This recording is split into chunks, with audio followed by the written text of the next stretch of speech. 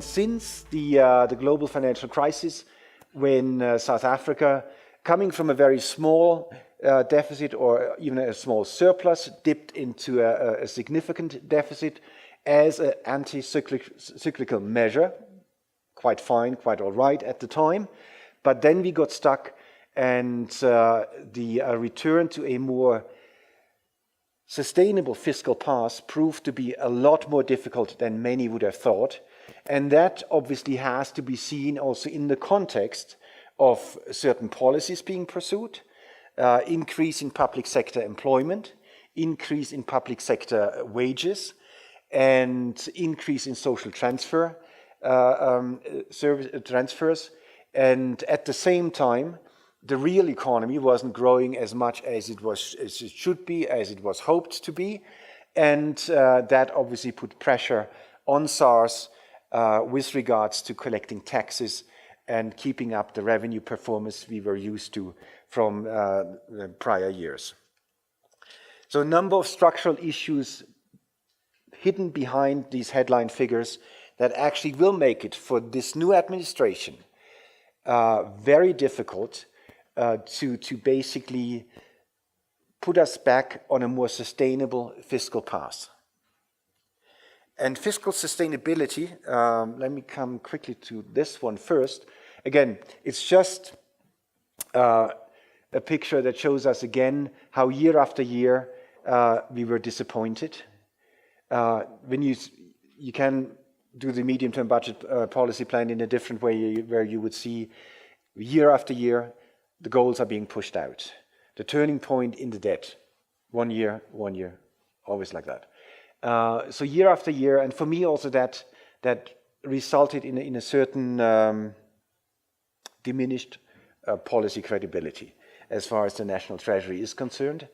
And perhaps only in the last medium-term budget policy statement in October last year, they finally owned up to really what the situation is. And the situation is a debt burden that has become unsustainable, or at least the trend in the debt burden has become unsustainable. And at this point, in the context of current growth expectations, in the context of current fiscal deficits, without major fiscal measures to address the deficit, we will be in a situation where debt keeps on going up, and we will have to worry about an unsustainable debt trajectory. The same is true when you look at, that's the upper line, the reddish-brown line. The lower line is interest paid as a share of revenues.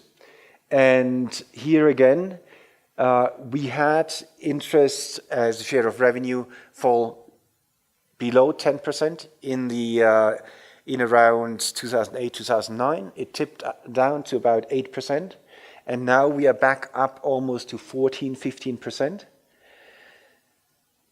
That difference is a lot. That difference is a lot. And it could, if it wouldn't be for that difference, South Africa could spend a lot more on social services, on hospitals, on education. So critical funds, urgently needed funds, are now, because of the history of fiscal policy, are tied up in interest service, and obviously then in non-discretionary spending for social transfers and public sector wages. That, for me, also tells me at some point for this new administration, leave aside all the euphoria, the enthusiasm we all feel, including myself. It's brilliant what's happening at the moment. But in the medium to long term, we need to see a public sector reform that deals with public sector employment, that deals with the budget and the priorities set in the budget.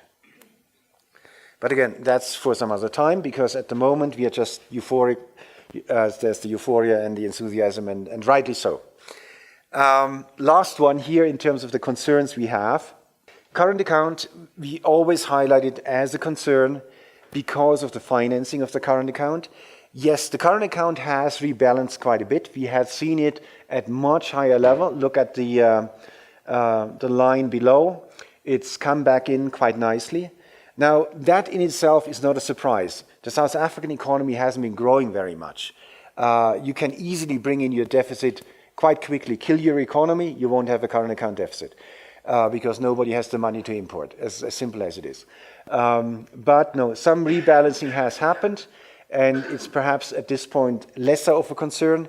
However, still, the fact is, it is financed by portfolio inflows, and that worries us. And that's why we have this concern here, or the volatility, the vulnerability to public finances in South Africa.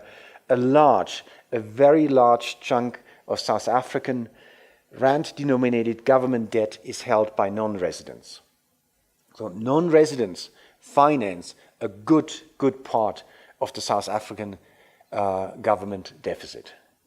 And I don't think all of them would do it because of the kindness of their hearts.